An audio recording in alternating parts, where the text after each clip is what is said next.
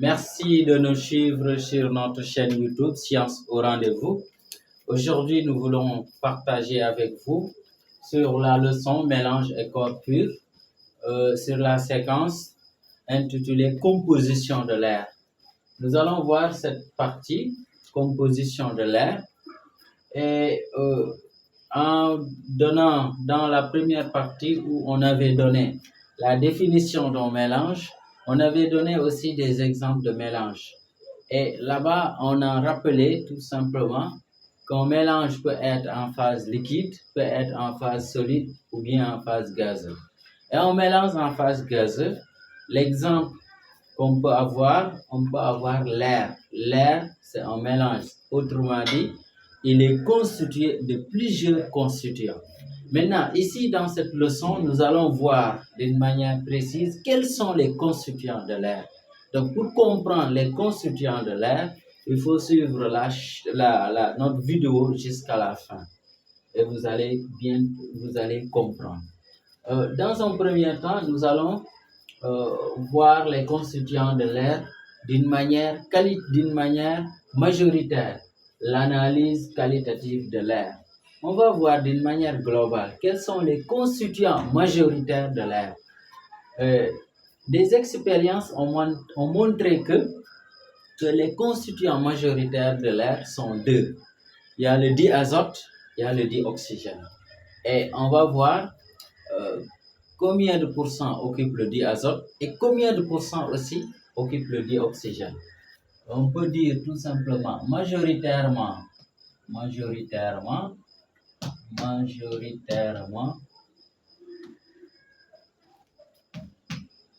l'air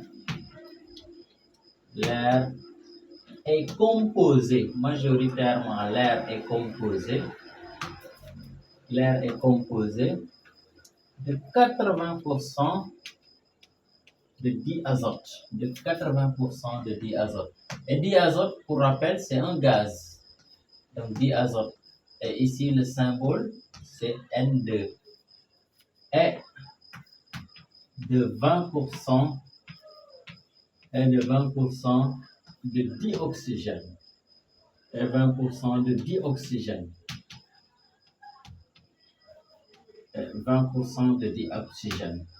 Et dioxygène, c'est O2. Ce sont là les constituants majoritaires de l'air. Globalement, l'air est constitué de 80% de diazote et de 20% de dioxygène. Maintenant, là, cela ne veut pas dire qu'il n'y a pas d'autres constituants, mais ici d'une manière majoritaire. C'est comme si je donne un exemple. Si nous prenons l'Assemblée nationale du Sénégal, on peut dire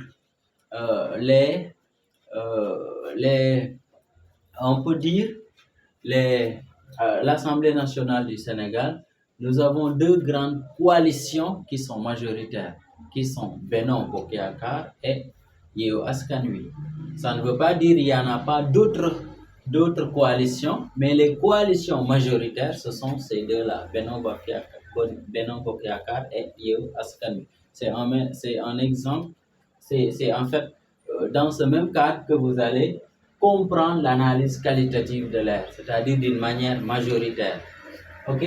Maintenant, étudions un peu, si vous prenez 80%, on peut l'écrire comment? 80%, ce n'est rien d'autre 80 sur 100. 80%, c'est 80 sur 100. Et ici, on peut simplifier. Nous avons une fraction. Mais si vous voulez, on peut juste simplifier les zéros. On aura 8 sur 10. 8 sur 10, je sais que 8 c'est 2 fois 4. 10 c'est 2 fois 5. Finalement, on aura tout simplement 4 cinquièmes. Donc, cela veut dire quoi concrètement? Si vous avez un volume d'air quelque part, le diazote occupe les 4 cinquièmes du volume d'air. C'est ce que ça veut dire concrètement. Donc, si vous avez un volume d'air, les 4 cinquièmes sont occupés par le volume de diazote. On peut faire la même chose pour le dioxygène. Dioxygène, nous avons dit tout à l'heure, d'une manière majoritaire, c'est 20%. Si on prend 20%, c'est la même chose comme nous l'avons écrit tout à l'heure avec 80%, c'est 20 sur 100. 20 sur 100, on réduit, on a tout simplement un cinquième. Ce qui nous permet de dire tout simplement le volume de dioxygène dans un volume d'air, le dioxygène occupe les 1 cinquième du volume d'air. Donc, il faut bien comprendre cela. Donc, si vous avez un volume d'air donné, sachez que les 1 cinquième sont occupés par le dioxygène. Ben là aussi, chaque formule a ses conséquences. Cela veut dire tout simplement là, le volume d'air est égal à 5 quarts du volume de diazote. Et on peut dire la même chose ici, le volume d'air aussi égal à 5 fois le volume de dioxygène. Donc, c'est clair. Donc, c'est des formules simples qu'on peut retenir, mais retenez tout simplement ces formules viennent de 80% et de 20%. Chaque fois que vous avez un volume d'air, sachez que les 1 cinquième sont occupés par le dioxygène et que maintenant les 4 cinquièmes sont occupés par le diazote. Ça, ce sont c'est en fait ce que nous avons au niveau de l'analyse qualitative. Mais au-delà de l'analyse qualitative, nous pouvons avoir l'analyse quantitative. Mais avant d'arriver à là, on peut donner un exemple très simple. Supposons, on peut dire, si vous voulez, exercice d'application. Exercice d'application, c'est très simple. On va donner un exercice très simple qui sera facile à résoudre et facile aussi, qui facilitera également la compréhension. Donc, on va donner soit une bouteille, soit une bouteille, soit une bouteille, soit une bouteille. On peut dire une bouteille remplie d'air, soit une bouteille remplie d'air. De forme cylindrique. De forme cylindrique. Une bouteille remplie d'air de forme cylindrique. De rayon de base, de rayon de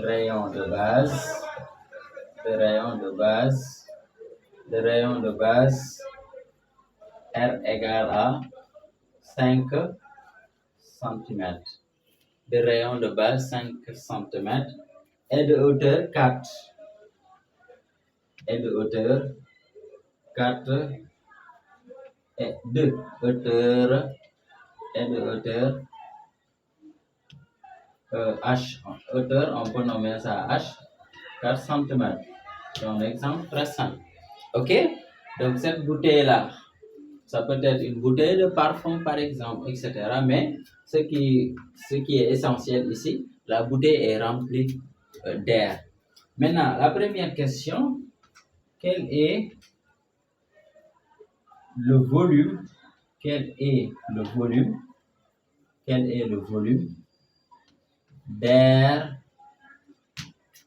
occupé dans cette bouteille? Quel est le volume d'air occupé dans cette bouteille? Quel est le volume d'air occupé dans cette bouteille? Point d'interrogation, c'est une phrase interrogative. Et maintenant, la deuxième question, on peut dire déduisant le volume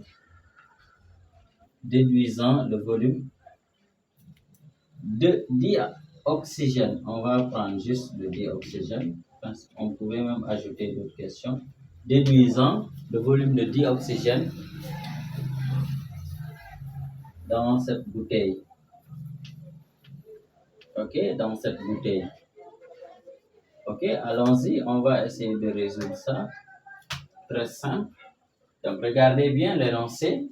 Soit une bouteille remplie d'air de forme cylindrique de rayon de base R égale 5 cm et de hauteur H 4 cm. Quel est le volume d'air occupé dans cette bouteille, déduisant le volume de dioxygène dans cette bouteille? Ok, nous allons juste effacer ici et faire la résolution ensemble. Donc là, j'espère que vous avez bien compris. On va effacer dans cette partie et faire la résolution. Mais retenez, c'est très simple. Ok, on efface cette partie-là.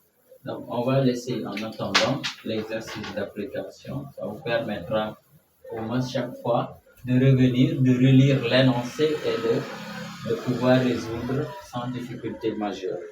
Ok? Donc, nous avons bien ici lu. Donc, on va dire corriger pour ne pas dire correction. Ok? Correction, c'est plutôt l'action de corriger, mais ici, nous avons le corriger qui est là. Donc, quel est le volume d'air occupé dans cette bouteille? On va dire tout simplement le volume d'air. R, ici, je rappelle que R, il n'y a pas de E. Donc, R avec E, ça renvoie à surface, à un espace. Mais ici, c'est plutôt à un volume, disons. L'air, on peut au vent, peut-être, un peu. Le volume d'air, si vous voulez, occuper le volume d'air occupé dans cette bouteille. Occupé dans cette bouteille. Dans cette bouteille, on peut dire est. 2 points. Ok, maintenant là, qu'est-ce que nous allons faire? Nous avons dit que la forme est cylindrique. Donc, la bouteille est remplie d'air. Donc, le volume d'air correspond au volume en fait de la bouteille. La bouteille ayant une forme cylindrique, quel est maintenant le volume du cylindre? Pour rappel, si on a volume du cylindre comme ça, VC, on peut dire c'est R de base fois la hauteur. R de base fois la hauteur. Maintenant, vous connaissez un cylindre. Donc, si vous avez un cylindre, c'est à peu près cette forme-là. Très bien. Vous voyez, R de base, la base c'est un 10. R de base, donc là nous avons 10. La hauteur, c'est ça, la hauteur. Si vous prenez ça, c'est ça la hauteur. Ici, c'est en fait le 10 ou bien la base, si vous voulez. La base étant un 10, on sait comment on calcule la surface de base ou bien l'air de base. Donc, ces rayons, disons, c'est pi r carré, c'est-à-dire pi fois rayon fois hauteur pour avoir le volume. Allons-y, donc je peux dire pi fois r. Maintenant, il faut faire très attention pour ne pas confondre pi et r. Et maintenant, fois h. Pi, r carré. Pi r carré, c'est en fait la surface de base qui est un 10 fois la hauteur. Donc ça, c'est le volume du cylindre. Maintenant là, peut-être pour un complément, on peut rappeler tout simplement pi. On va, pour simplifier, on va dire pi égale à 3. N'est-ce pas? En général, pi, on donne 3,14, mais donnons tout simplement pi égale à 3. Donc, si c'est ça la formule, on peut tout de suite faire une application numérique. Cylindre, ici c'est C, ici renvoie à cylindre. Hein? Ok, pi, on a dit c'est 3, fois rayon. Rayon, nous avons dit 5, donc je vais avoir 5 au carré, ça veut dire 5 fois 5. Fois combien? Fois 4. Ok? Donc là, on va essayer de calculer très facilement. Je sais que 5 fois 4, 20. 20 fois 5. 20 fois 5, ça donne combien? 20 fois 5, ça donne 100. N'est-ce pas? 20, ça donne 100. 100 fois maintenant 3, ça donne 300. Donc on aura 300 cm3. Maintenant, le volume, c'est en cube. Comme ici, nous avons laissé le centimètre, on aura directement en centimètre cube. Donc ça, c'est le volume, en fait, d'air. Parce que le volume, disons, le volume de la bouteille correspond au volume d'air. Donc ici, nous avons tout simplement 300 cm3, si je n'ai pas fait erreur au niveau du calcul. OK? Donc maintenant, la deuxième question, c'est très simple. la deuxième question, on nous demande déduisant le volume de dioxygène. On va dire tout simplement déduisons le volume de dioxygène. Le volume de O2, si vous voulez. Le volume de dioxygène. OK? On peut nommer ça. J'efface un peu là. La figure, c'était juste pour vous donner en fait une idée sur donc, le volume de dioxygène. On peut nommer ça VO2, comme nous l'avions donné tout à l'heure. Donc VO2. OK? Maintenant, si vous vous rappelez tout à l'heure, on avait donné une formule. VO2, on avait dit que d'une manière majoritaire, si vous avez un volume d'air, les 1/5 sont occupés par le dioxygène. Ça veut dire, on va dire 1/5 du volume d'air. Donc, fois le volume d'air. Donc, c'est ça la formule. On peut maintenant tout de suite faire application numérique. Là, on va dire le volume de dioxygène égal à 1/5 fois 300. Autrement dit, on aura 300 sur 5. Et donc, ça va nous donner combien? 300 sur 5. On a finalement le VO2 égal à donc 30 divisé par 5, 5 par 5, 25, 6. Et on aura 0. Donc, ça nous donne 60 cm3. Donc, autrement dit, le volume de dioxygène occupé dans ce volume d'air, dans les 300 cm3, sont 60 et 60 cm3. Donc, c'est simple. Donc, pour résumer, l'analyse qualitative nous permet de connaître les constituants majoritaires de l'air. Et les constituants majoritaires de l'air sont le dioxygène qui occupe 20% et le diazote qui occupe 80%. Nous allons passer à l'analyse quantitative. Donc, allons-y, on va effacer un peu. Donc, j'espère que vous avez bien compris. Donc, c'est très simple, c'est pas compliqué. OK, donc nous allons maintenant faire l'analyse quantitative de l'air. Donc, c'est très simple, nous allons effacer. Et si on efface, on va maintenant passer à l'analyse quantitative de l'air. OK? Donc, c'est très simple, l'analyse quantitative de l'air. Ça nous permettra de connaître les différents constituants de l'air d'une manière un peu précise. Donc, au lieu de donner le diazote et le dioxygène seulement, nous allons donner maintenant, au-delà du dioxygène et du diazote, les autres constituants de l'air. Comme je l'ai dit tout à l'heure, en donnant l'exemple de l'Assemblée nationale du Sénégal, la coalition, disons, les coalitions majoritaires sont Benno Bokk Yaakaar et Yewwi Askan Wi. Mais cela n'empêche, il y a d'autres coalitions. C'est la même chose si on dit l'air est constitué majoritairement de diazote et de dioxygène. Cela ne veut pas dire que l'air n'a pas d'autres constituants. Donc, c'est ça que nous allons voir. Donc, les autres constituants de l'air.